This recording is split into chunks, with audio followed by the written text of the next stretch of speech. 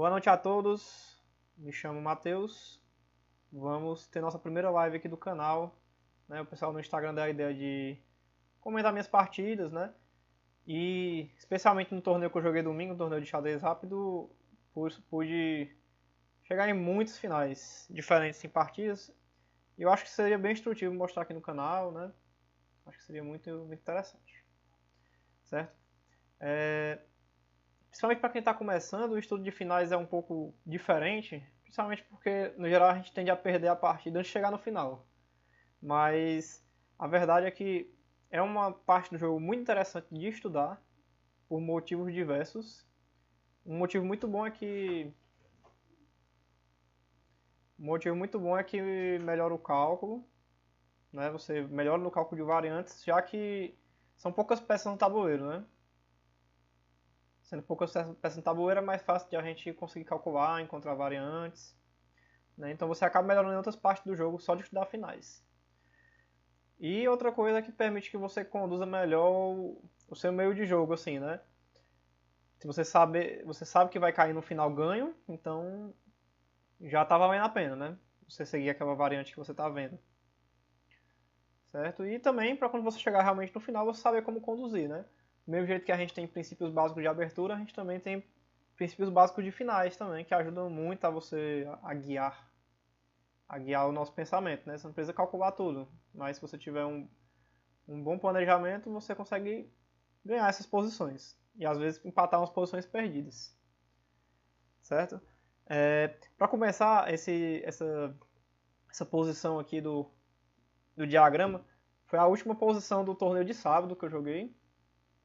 Foi aqui no shopping de Fortaleza. Né? Alguns de vocês estavam lá, né? E, assim, as brancas, que era, no meu caso, estava completamente perdido, na verdade. Né? Não tinha perspectiva de vitória, não. Quer dizer, de vitória muito menos, nós só ser um peão. Então, eu tinha que tentar empatar essa posição. Certo?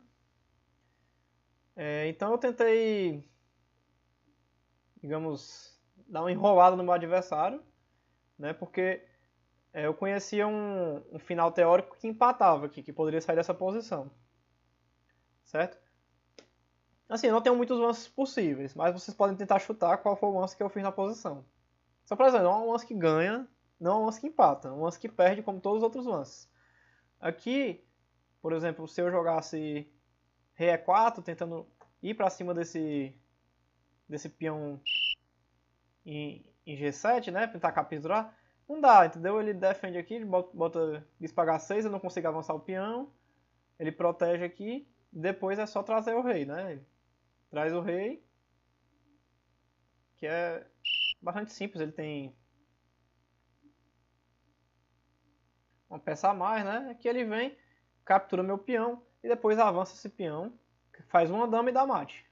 É basicamente esse o jeito de ganhar nessa posição. Certo?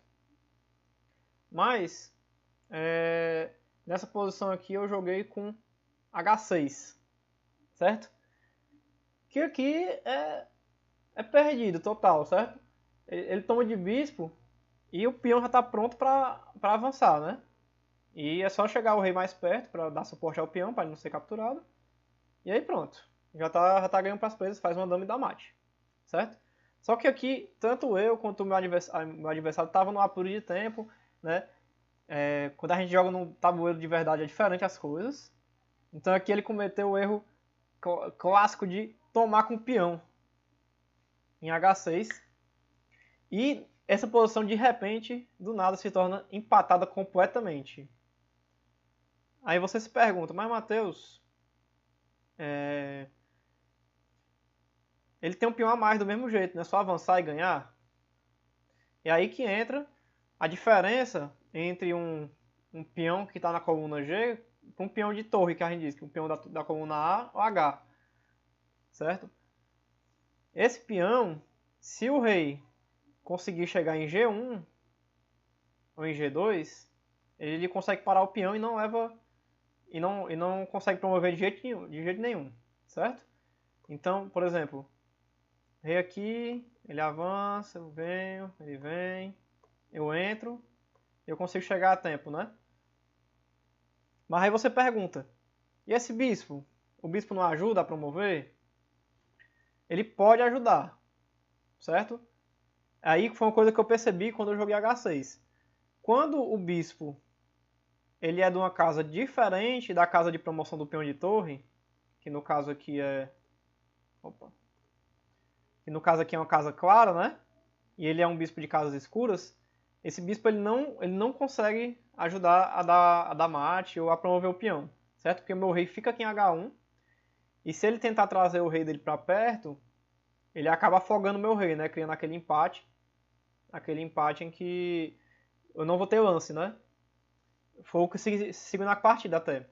Quando eu joguei H6 e ele tomou de peão, eu já ofereci empate na hora, né? Porque eu sabia que essa posição era empatada. Mas ele não aceitou de me dar mate, mesmo assim. Aí eu vim... E aí ele trouxe o rei, né? Que eu poderia até tomar, né? Mas vamos dizer que estava nessa posição aqui. Pronto, que eu não lembro bem exatamente como foi. Ele trouxe o bispo, eu fiquei aqui, defender o peão. E é só ficar indo e voltando. Indo e voltando. Se ele avançar o rei demais, ou por exemplo aqui para F2, empata. Meu rei fica sem casas. Certo? Então ele avança o peão. Meu rei vem aqui para G1. Se ele avançar de novo o peão, meu rei para H1. E agora, se ele jogar rei F2, por exemplo, meu rei também fica sem casas, né? Não posso capturar o peão. Então aqui também é afogado, né? E se ele, por exemplo, jogar rei G4, deixando eu avançar, eu venho para essa casa. E, por exemplo, se ele jogar bispo E5, eu volto. Simplesmente. Né? E se, por exemplo, ele jogar rei G5, deixando eu capturar o bispo, eu obviamente não capturo o bispo, porque senão ele promove para a dama. Né? Então eu simplesmente voltaria. Volto para dentro da casinha e fico indo e voltando. E se ele impedir que eu saia, por exemplo, essa, é empate. Né? Novamente, o rei fica afogado, né? Só uma posição bem engraçadinha de empate que eu pude enrolar o adversário. Se fosse um bispo de casas claras nesse caso, perceba que ele pode atacar essa diagonal aqui. Então ele consegue dar mate com o bispo e o peão. Não precisa nem promover o peão. Então, por exemplo, se ele tivesse nessa posição com o bispo de casas claras, eu abandonava na mesma hora, porque eu sabia que não dava para vencer. Mas é uma coisa muito interessante essa questão do peão de torre, né? E ainda mais tendo um bispo, você tem um peão e um bispo contra um rei pelado e não consegue ganhar. Né? Agora vamos para outra posição aqui, mais interessante. Pronto, essa aqui é outra posição que é muito interessante também, que eu também foi meio que enrolada, certo? Essa posição jogam as pretas, essa tava de pretas. Eu não lembro bem a partida, eu lembro mais dessa posição específica, certo? Então, tentem chutar aí. É o melhor movimento para as pretas, mas esse movimento ainda, essa posição aqui ainda está empatada, certo? E eu vou mostrar para vocês porque ela empata, certo? Vocês veem que as pretas têm um peão a mais, né? Um peão passado, um peão que está indo aqui para promover, tá 4 passos de promover, certo? Sendo que, para esse peão promover, a torre tem que sair do meio dele, certo? Tem que sair do meio. Vim aqui, por exemplo, para B4. Sendo que se ela vier para B4 para o peão passar, as brancas tomam. Porque a torre das brancas está bem posicionada, está atrás do peão.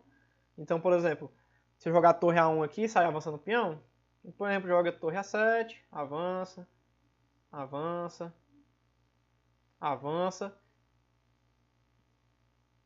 Né? E aqui, no geral, as brancas conseguem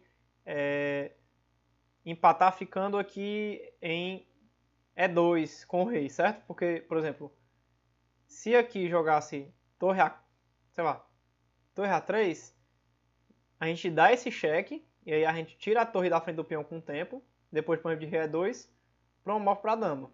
E aqui as pretas terminam com uma torre a mais e aí conseguem dar mate, certo?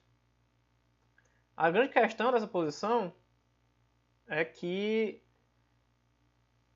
o rei ele pode, às vezes, ou se esconder aqui em G4, e aí a torre não consegue dar cheque,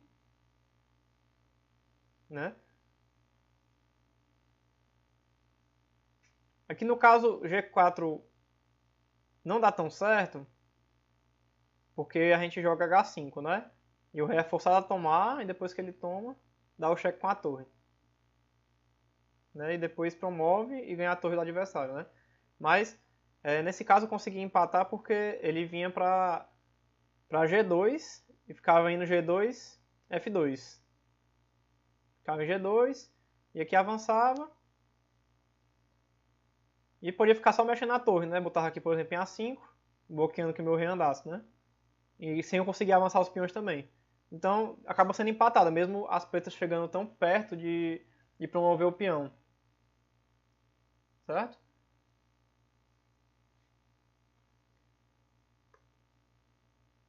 Aí aqui, né, já acabei dando a dica, né?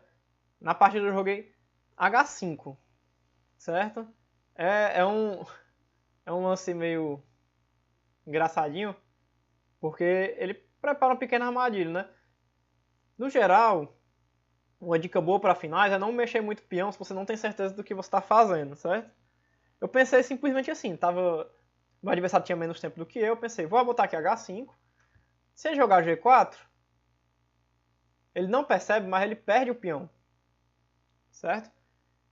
Ele não perde só o peão porque eu tomo, e ele toma, e aqui eu entro naquele negócio de poder dar o cheque por trás depois, né? Mas aqui a questão é que eu dou esse cheque primeiro, em A3, e aí o rei sai da defesa do peão de G4. Ele vem, por exemplo, aqui para E5 e depois eu tomo. E agora eu fico com 2 peões a mais passados, né?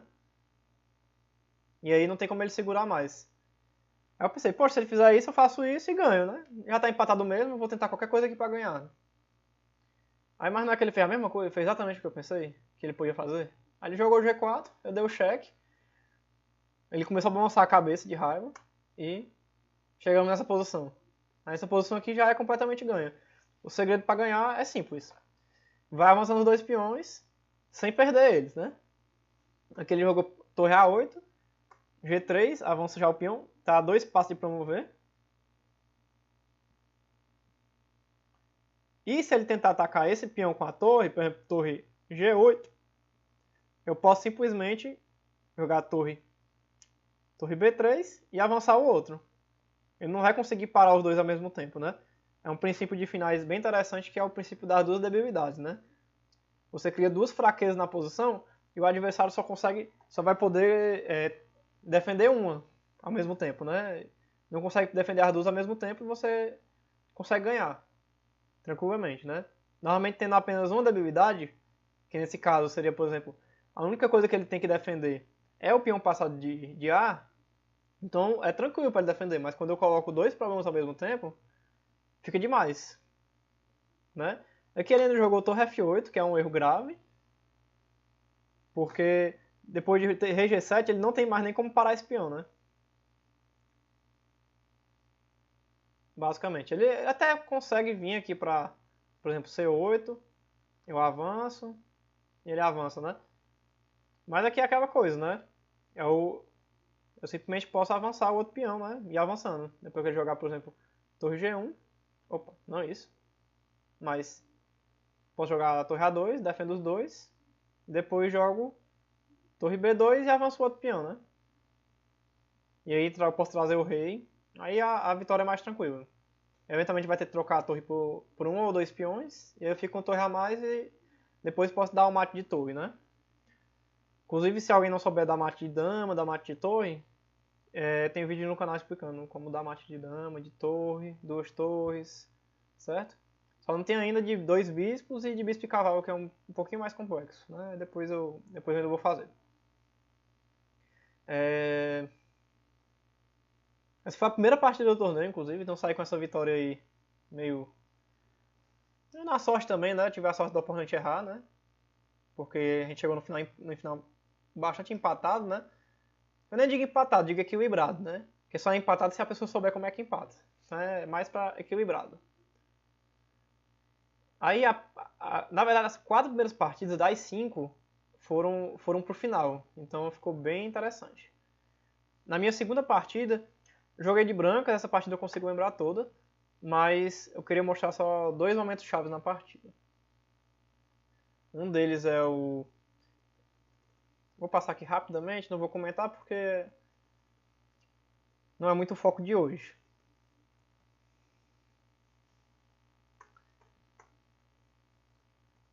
Pronto.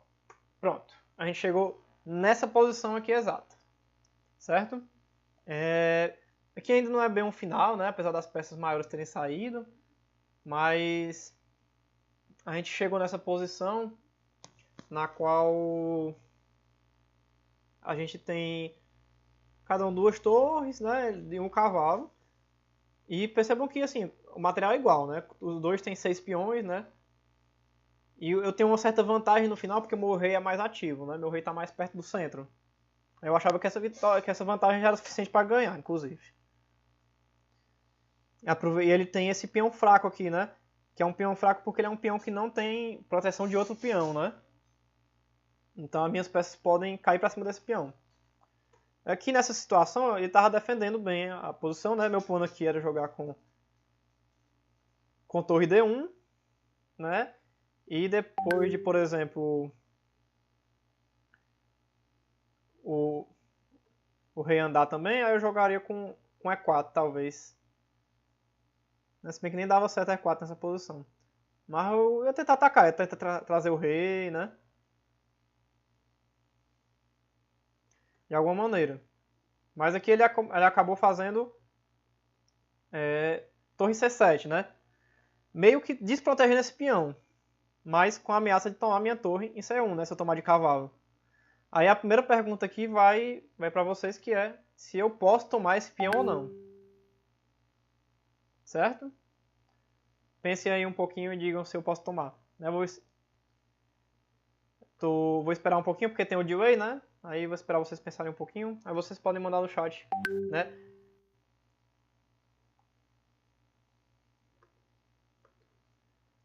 Pode falar no chat aí o que é que vocês acham. A pergunta é simples. Posso tomar ou não? Não é que eu posso, né? Tomar eu posso, né? Mas eu quero saber se as brancas ficam melhores ou não, né? Se tem alguma tática ou coisa assim, tá bom?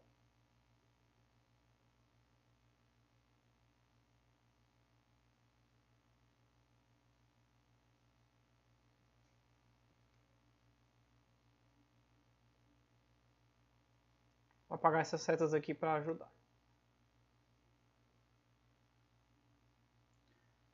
Pois é, acabou ficando para mais tarde a live porque minha câmera bugou. A câmera do computador parou de funcionar de repente. Então eu tive que tentar ajeitar isso. Também que deu certo.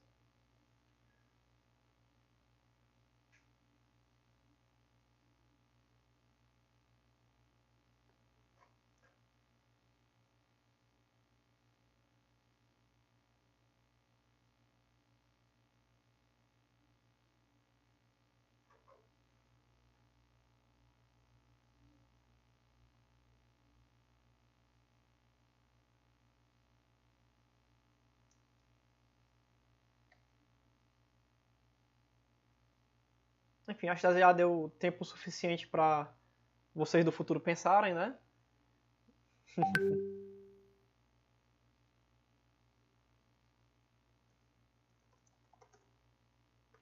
Então vamos lá para a variante, certo? Aqui foi um exemplo clássico de cálculo mesmo, né? Cálculo de variantes, né? Nessa posição. Eu pensei, né? Quando eu tomar de cavalo, o que é que vai poder acontecer, né? Quais são as jogadas possíveis para o meu adversário? Aí eu pensei assim, né? Lembrando que eu não mexi no tabuleiro, né? Tudo de cabeça. Ele pode tomar meu cavalo com o cavalo dele, pode tomar o cavalo de torre, ou pode tomar a torre em C1. Né? Ele tem esses três lances possíveis. Né? Se ele não fizer nenhum desses 3 lances, por exemplo, só avançar o rei, eu posso muito bem tomar essa torre aqui. Né? Ou então tomar de torre mesmo, assim. Enfim. Teria vantagem, com certeza. Então eu calculo esses 3 lances. Se ele tomar minha torre, eu tomaria o cavalo com cheque, né? Percebo que é com cheque. E abriria um ataque descoberto contra a torre preta, né? Depois que ele toma, eu tomo. E aqui a gente chega nessa posição onde eu estou com um peão a mais, né? Então, e é com cheque, né? Ainda tomo com cheque. Então, jogo, por exemplo, já torre D7. Atacando, colocando pressão nos peões. Né? E então teria vantagem de um peão. Né? No final, ainda tenho que mostrar que minha vantagem é suficiente para ganhar. Mas é um bom final. Né? Aí essa foi a primeira variante que eu pensei. Né? Qual foi que eu falei? Torre C1, né? Se ele tomasse de torre, eu tomava a torre de cima, né? Depois que ele toma a torre, eu tomo de peão. E aqui eu vou ter uma que chama de qualidade a mais, né? Uma torre contra cavalo, né? E a torre é bem melhor do que o cavalo, então poderia dar certo, né?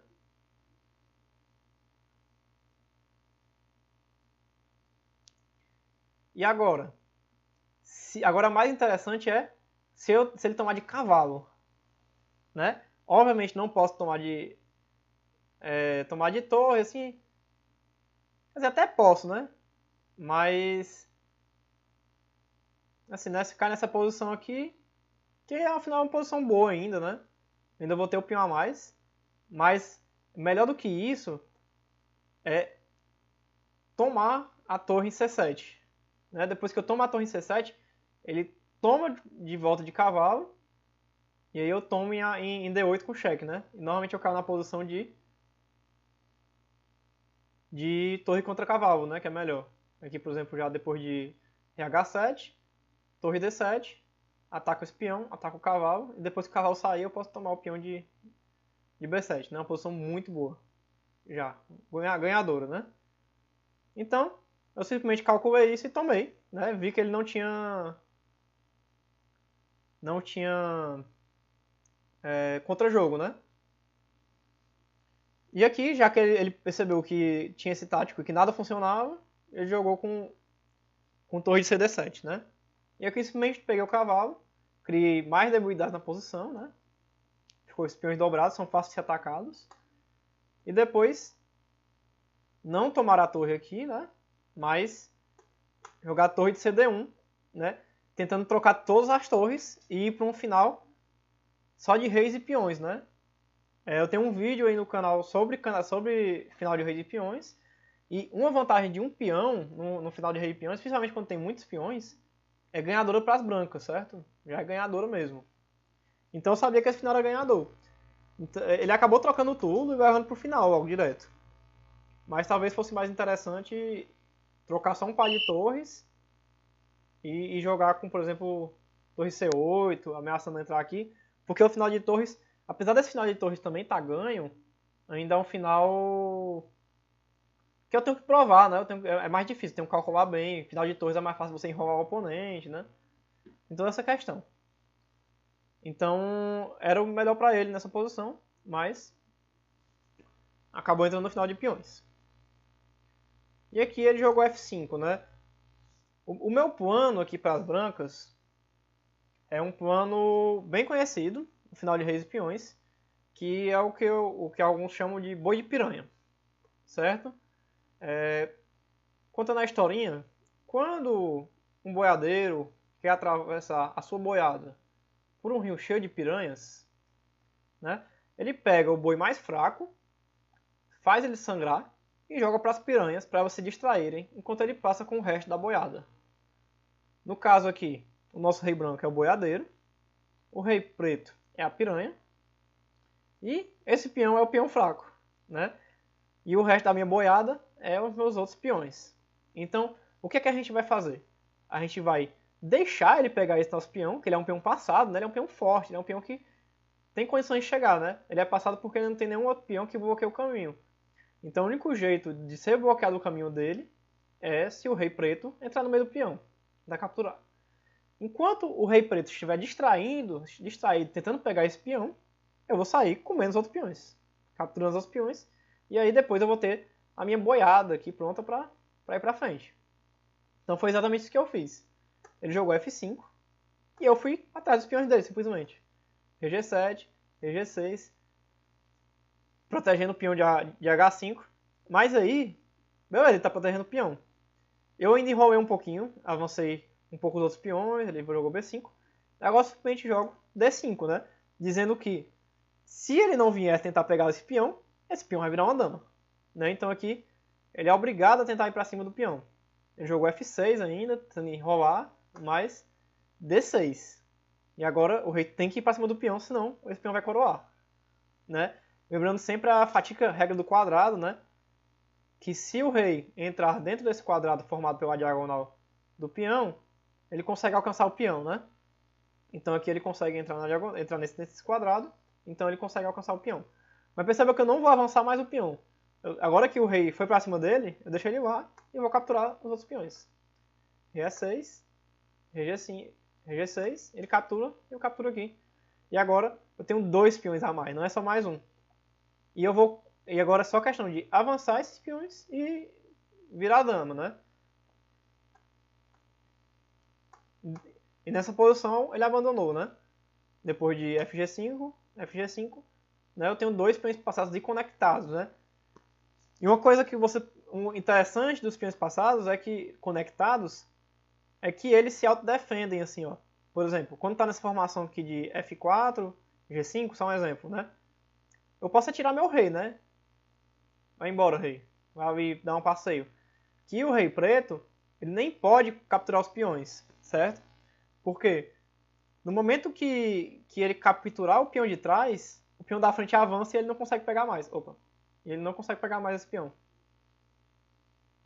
E o peão está sempre um passo à frente. Né? E ele não consegue pegar o peão da frente porque ele está defendido. Então, o rei aqui fica numa situação triste, né? Ele não vai conseguir fazer nada sozinho. Por isso, sim, se tiver esses peões passados conectados, é quase babau, viu? Se o aspecto não tiver algum contra-jogo. Então aqui foi um final bem mais tranquilo, né? De converter. Aqui já abandonou, nessa posição aqui ele já abandonou. Né? Porque ele já sabia que não tinha defesa, né? Mesmo que ele tivesse bem aqui, o meu peão promove primeiro e depois protege a casa de promoção de qualquer peão dele, né? Então, assim, não teria ganho mesmo. E aqui nessa posição eu consegui ficar com 2 pontos já no torneio, na 2 de 2. E a minha terceira partida também foi para o final, né? Como eu falei. Não é essa. Não é essa. Não é essa. Cadê? Tá aqui. Pronto. E foi para vários finais de tipos diferentes, né? Aqui eu tava de pretos. Certo? Joguei uma linha bem teórica. Troquei as damas, pronto. A gente chegou nessa posição aqui, né?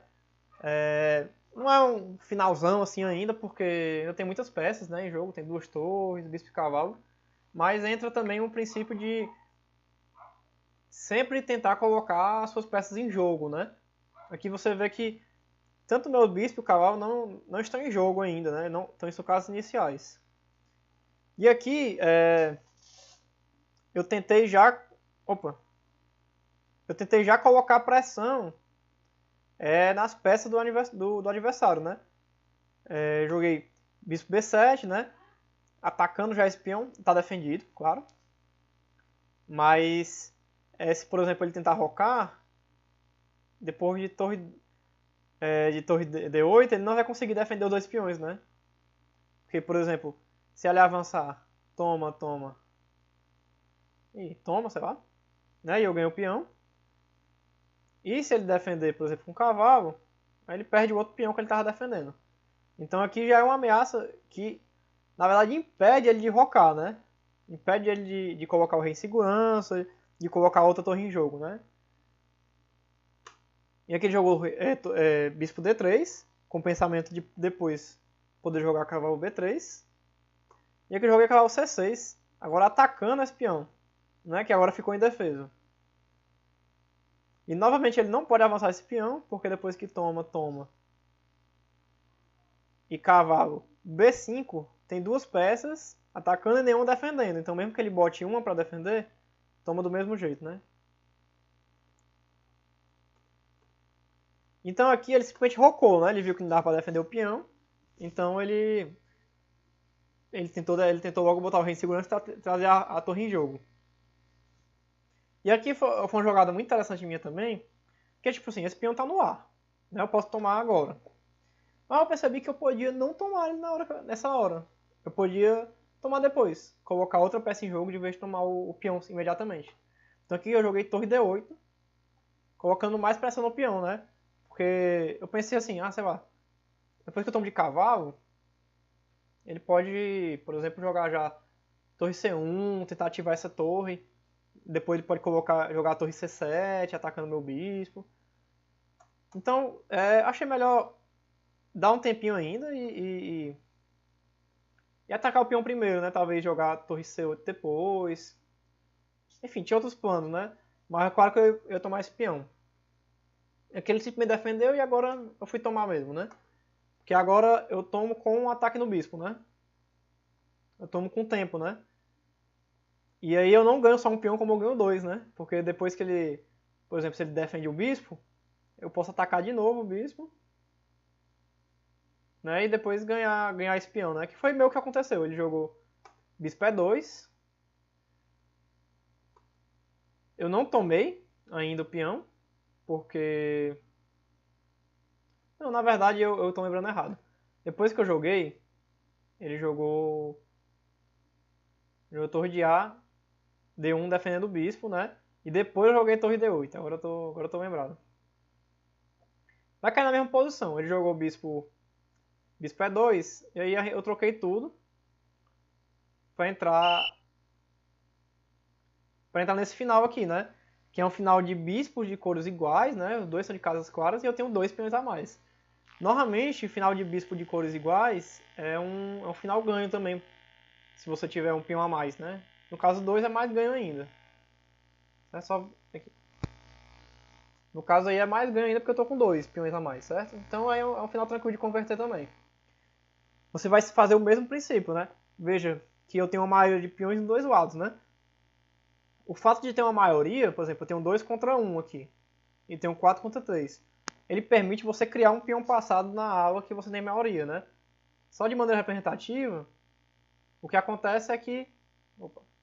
O que acontece é que eu jogo aqui, por exemplo, B5, e aqui ou ele toma e eu fico com o peão passado, ou ele avança e eu fico com o peão passado. Então, uma maioria de peões ela serve para isso no final, para você criar um peão passado e você ganhar. Né? Porque o peão passado ele é uma rainha bebê, né? Uma dama bebê, quer dizer. Então aqui chegamos nesse final. Jogo F3 atacando, voltei com ataque já no peão. Ele avançou. E aqui entra um outro princípio de final muito importante, que serve para quase todos os finais, que é colocar o rei em jogo. Né? O rei é uma peça que, no geral, não é bom que no começo do jogo esteja solto, porque tem muita peça para atacar ele, mas no final o rei se torna uma peça primordial, porque ele permite o avanço de seus peões. Ele vai defender suas peças, né? E não tem muito perigo de levar mate, de maneira geral. Né? De maneira geral, ele fica numa posição segura, né? Então aqui, vou trazer meu rei em jogo. Jogou o bispo A4, aleatoriamente, ó. O certo para ele já era trazer o rei dele para jogo também, né? Mas essa já agora ele trouxe, mas aí meu rei já tá quase na metade do tabuleiro. Outro princípio importante é de restringir as opções do adversário, né? Restringir os avanços. Eu vi que esse rei ele não pode vir para cá por causa do bispo. Então eu bloqueei mais ainda o caminho dele, né? Coloquei esse peão, bloqueando também esse vocal. Então o rei não consegue avançar. Aqui, né? E aí ele jogou G3, com a ideia de jogar F4. E eu simplesmente joguei F6, né? Despreocupado. E bem tranquilo, porque é o seguinte. Esse bispo, ele não consegue atacar os meus peões. Porque um bispo de casas claras, ele fica sempre nas casas claras. E meus peões estão todos em casas escuras, né? Então ele nunca vai conseguir atacar os peões com o bispo. Então, no geral, num final de bispo de cores iguais, né? É uma boa ideia você colocar os peões em casas contrárias ao bispo do oponente, né? O dele também, a maioria está em casas opostas às minhas, mas como eu tenho a maioria de peões, eu vou conseguir avançar o peão e criar o peão passado. Então não vai ter problema. Porque jogou F4, eu não tomo, né? Não tomo, por exemplo, ele toma de rei, e o rei já vai entrando aqui, né? Apesar de que eu posso jogar bispo F7 e proteger as entradas, né? O máximo que ele vai conseguir chegar é aqui em F5, né? Mas a gente não quer criar chance para o adversário. Então eu simplesmente joguei rei C5, trazendo o rei mais para frente, com ideias de avançar minha maioria, né? Criar meu peão passado, avançar meu peão passado e ganhar, né? Então aqui ele tomei, e agora eu tenho outro peão passado, né? Eu tenho esse peão passado e vou criar um novo. Ele jogou rei D3, tentando trazer o rei para defesa, e aqui simplesmente A5, né? Com a ideia já de jogar B5, né? Rei C3, B5, e tem que tirar o bispo. Bispo D1, B4 cheque, toma, e aqui cheguei no que eu queria, no que eu tinha planejado, que é ter dois peões passados, né? E aquele raciocínio se aplica, ele não consegue defender as duas coisas ao mesmo tempo. Como ele não consegue defender as duas ao mesmo tempo, eventualmente desse peão vai virar uma daminha, né? Ele vem e eu trago ainda mais o rei para perto, né? Para facilitar o avanço dos meus peões. E depois de rei D2, ele permitiu o meu rei chegar lá no fim, né? Agora aqui é bem tranquilo, né? Não tem muito o que fazer, é só avançar o peão. E ele vai ter que trocar o bispo pelo peão, e aí depois trago o rei mais para perto do outro e promovo o outro. Então se você estiver se sentindo mais sádico, né, gosta de ver os outros sofrerem, você pode vir logo tomar esses peões tudinho, aí promove tudo pra dama, né, coisa beleza, né. Mas não precisa disso, né, basta farrar uma dama e promover, né. Um final também bem interessante também, pra gente ver como é que funciona, né. Converter finais ganhos é muito importante, né. Não deixar empatar no final, né. Então sempre lembrar de tentar criar debilidade na posição do oponente, né? Trazer, colocar o rei em jogo. No caso desses finais de bispo, né? Tentar colocar seus peões em casas contrárias ao bispo, né? São sempre dicas boas para se fazer, né?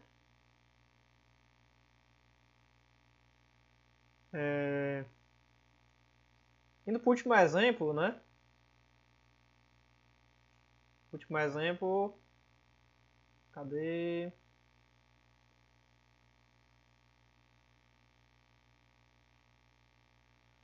Não.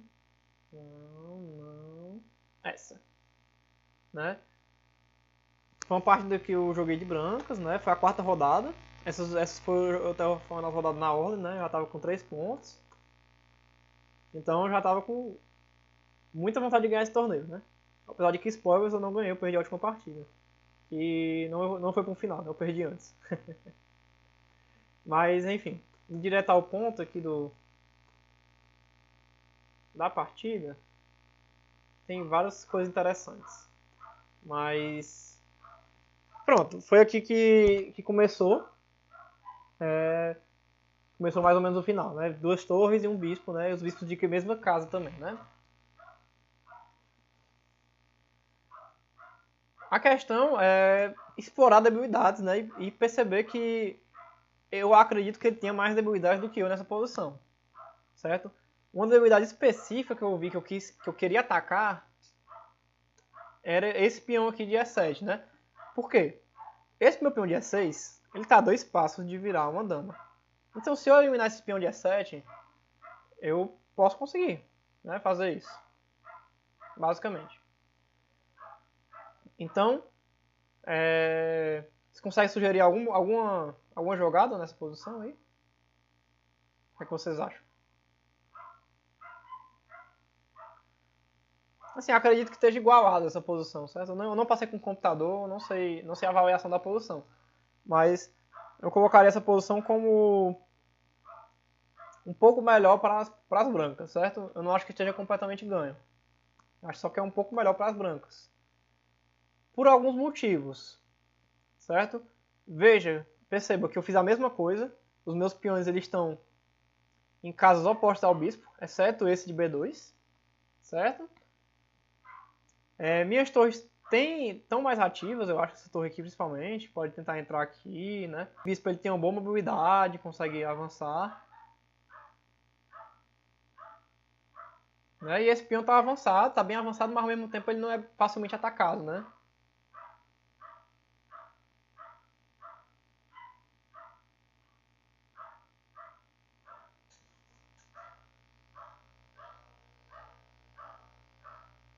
Pronto, o Coelho não acertou a jogada que eu fiz, né? Eu joguei bispo G5, né? Ameaçando o peão direto mesmo, né? E aqui, eu acho que a melhor jogada pra ele era defender, simplesmente com o bispo aqui, né? E, por exemplo, depois que toma, ele pode tomar de torre, atacando o peão. E eu pensei em jogar talvez com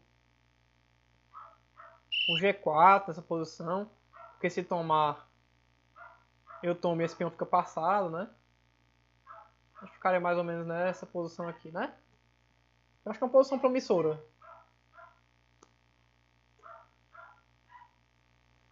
Eu acho que seria a melhor jogada para ele. No caso aqui ele defendeu com a torre, né? E aqui agora entra a jogada que eu tinha pensado antes, que era G4, né? Abrindo a posição. Porque as torres, uma coisa interessante no final de torres é que a melhor pessoa no final de torres, o melhor jogador, não é o que tem mais peões ou coisa assim, é o que tem a torre mais ativa. Então eu queria ativar as torres, assim. Por exemplo, ele não pode avançar, porque eu tomo, né?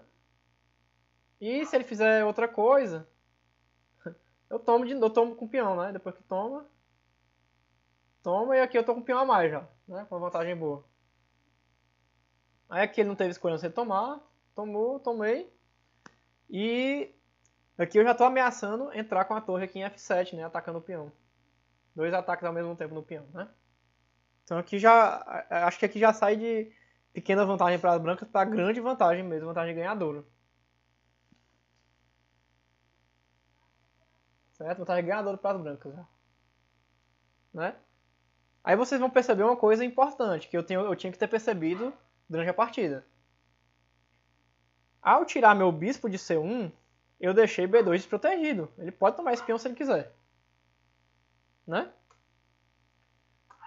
E foi o que ele fez nessa posição. Ele tomou o peão, né? Mas aqui eu contava com isso, assim, no sentido de que tomar o peão é pior. Por que tomar o peão é pior? Digam aí.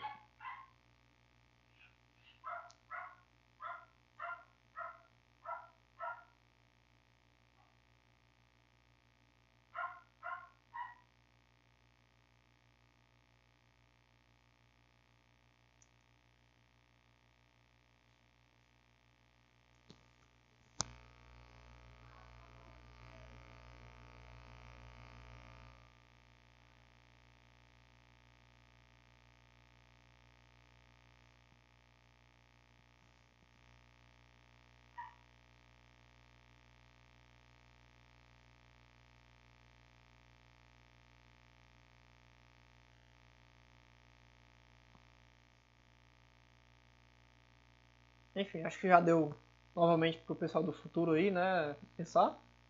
Mas a questão é que eu simplesmente jogo torre B1 atacando o bispo e meio que de raio-x atacando o bispo B7. Quer dizer, atacando o peão de B7, né?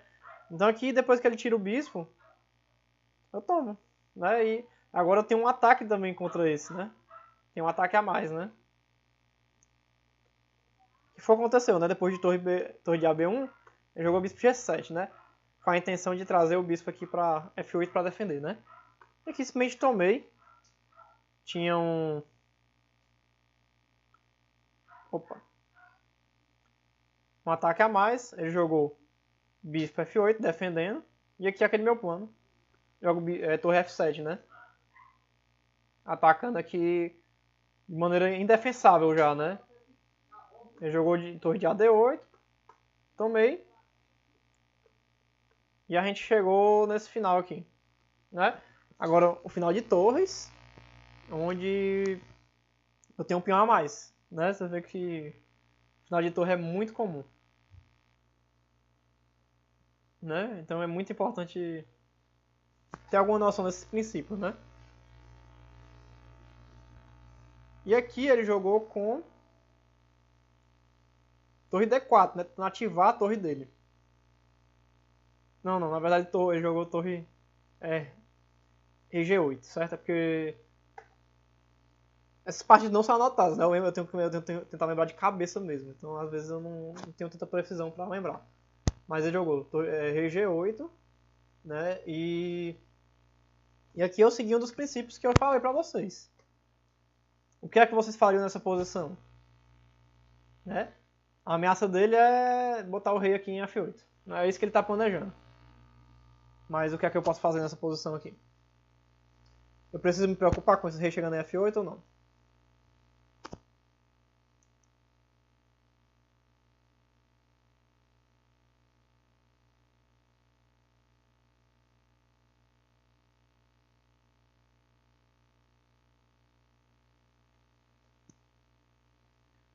Enquanto vocês pensam, eu vou responder a pergunta aqui. Você acha que poderia focar nos outros peões em vez da troca? Pronto, nessa posição aqui, por exemplo, jogar aqui torre A7, atacando. É porque o meu medo é que ele vá atrás do meu próprio peão, né?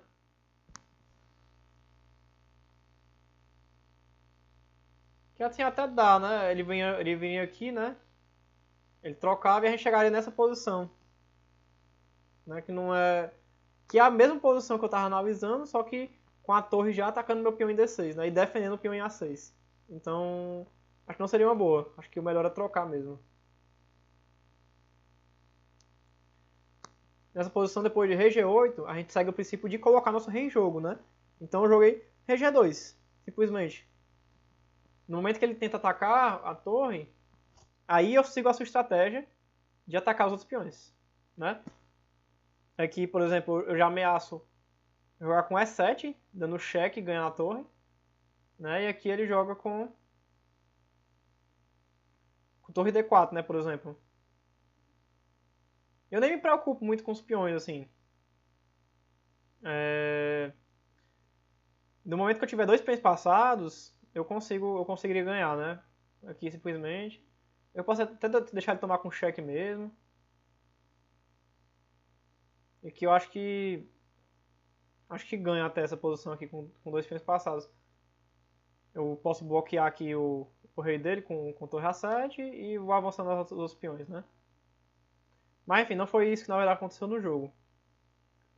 Depois de torre de rei G8. Rei G8 ele jogou na verdade rei D4, torre D4, né? Atacando meus peões.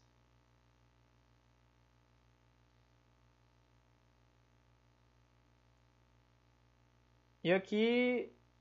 Foi isso mesmo, foi? Rei G8, rei G2...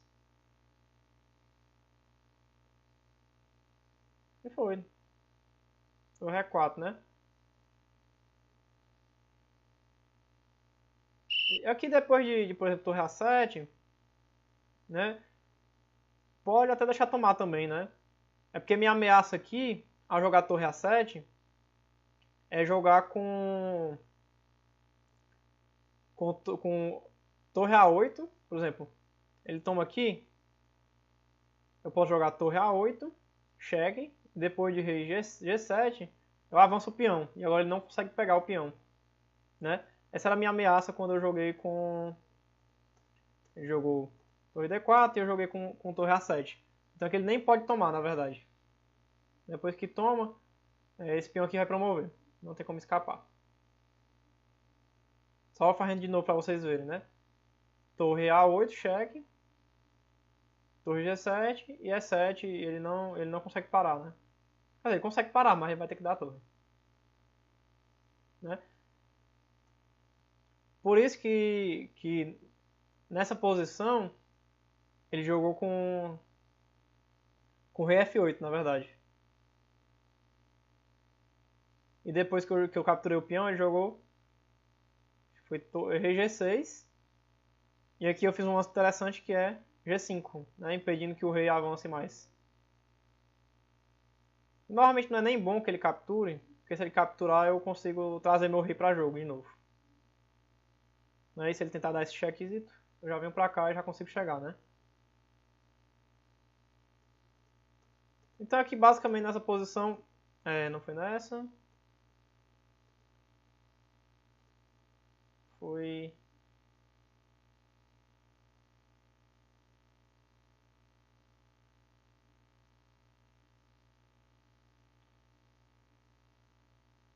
Aqui.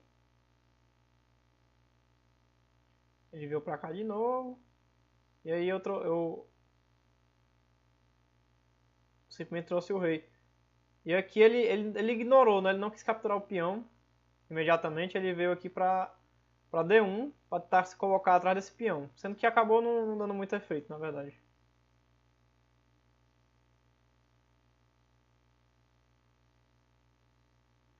Então aqui eu acabei jogando torre C6, já mirando nesse peão também. Ele veio com o rei pra cá. E eu comecei a avançar o peão, simplesmente. Né? Ele até colocou a torre atrás do peão, mas aí é só avançar de novo. E aqui a torre defende, né?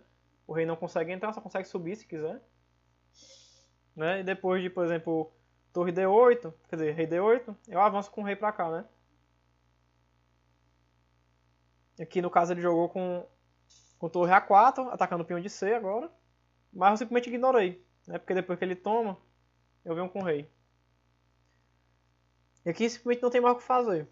Por exemplo, mesmo se ele jogar a torre C1, defendendo ainda o peão, eu posso até trocar tudo, né? Depois que troca tudo, eu tenho 2 peões passados e ele só tem um rei. Né? Então depois que ele toma de rei, eu avanço outro peão. Simplesmente. Não é fazendo o boi de piranha assim, né? Mas no caso a boiada já tá atravessando mesmo. As piranhas nem conseguem pegar mais. Não? Final de torre é um pouco mais complexo, mas é simples de entender. Na verdade, até porque tem muitos lances que ganham, né? Mas é só entender que esse método aqui, né, de conseguir promover o peão, né, usando só a torre, que eu ameacei e acabei ganhando um tempo a mais por causa disso. E também esse fato de você protege um peão, tenta criar outro peão passado e avança esse peão passado e converte, né? Não é tão simples, né? Normalmente essa torre negra pode ficar muito ativa e acaba que consegue empatar, né? Mas nessa posição aí não é o caso. Não é o caso. E assim consegui ganhar a 4ª partida, né? Eu ganhei 4 em 4. E aí na 5ª partida eu não vou mostrar pra vocês porque não tem final, né? Não é porque eu perdi, não quero mostrar. É porque não chegou no final e não é o foco da aula, viu? Não é porque eu perdi, não. Aí basicamente esses finais ilustrativos, né? Final é um tema muito amplo, né? Muito interessante. Mas como princípios de finais assim para ficar pra vida é ative seu rei, jogue contra as ideias do oponente, né? Uma coisa, um jogo inteiro de xadrez tem que ser feito, que é jogar contra as ideias do oponente. Restrinja o movimento das peças e crie fraquezas, né? E uma coisa muito importante é não ter pressa nos finais, né? Às vezes a gente vai com muita sede ao pote e acaba perdendo toda a vantagem que tem, né? Então é muito importante muito bem não ter pressa e tentar encontrar também esses lances mais que criam ameaças concretas, né? E que forçam o oponente a ficar defendendo de vez de ativar as peças. Né? Por favor, digam se tem alguma dúvida e tal. É a primeira live do canal, espero que tenham gostado, né? Eu sei que tem pouca gente, mas faz parte, né? O canal vai crescendo aos poucos, né? E claro, eu conto com vocês para divulgar, né? Se vocês gostaram do conteúdo de alguma maneira. Não sei se agrada a vocês. Tipo assim, eu tô com 99 inscritos. Falta só um, né? Ontem eu tinha 100, mas as pessoas desistiram. Fiquei com 3 pessoas a menos. Mas eu tô pensando em fazer um torneio de 100 inscritos, né? Valendo uma aula particular, 2 horas de aula particular. Então eu vou programar pra gente fazer um torneio de comemoração a 100 inscritos, né? Porque Eu acho já uma boa vitória chegar em 100 inscritos, né? Apesar que o planejamento é sempre crescer mais e mais, né? Entrando mais gente aí no final da live, mas não se preocupe, vai ter mais, né? Essa live vai ficar gravada também aí no canal, viu? Você vai ficar guardado porque é histórico, né? Primeira live aí daqui a 20 anos, o 10º maior canal de xadrez. Ou algo assim.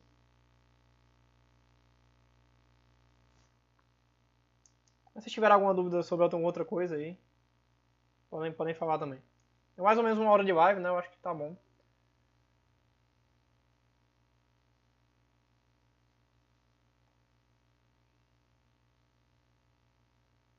Qualquer coisa, se não acharem uma pessoa para se inscrever no canal, vocês criam uma conta fake aí, se inscreve, né? Pode ser também.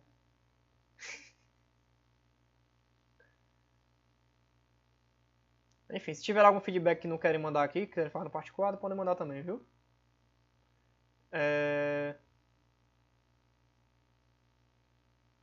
Acho que é isso, galera. Espero que tenham gostado. Né? Fiquem com Deus e até a próxima, né?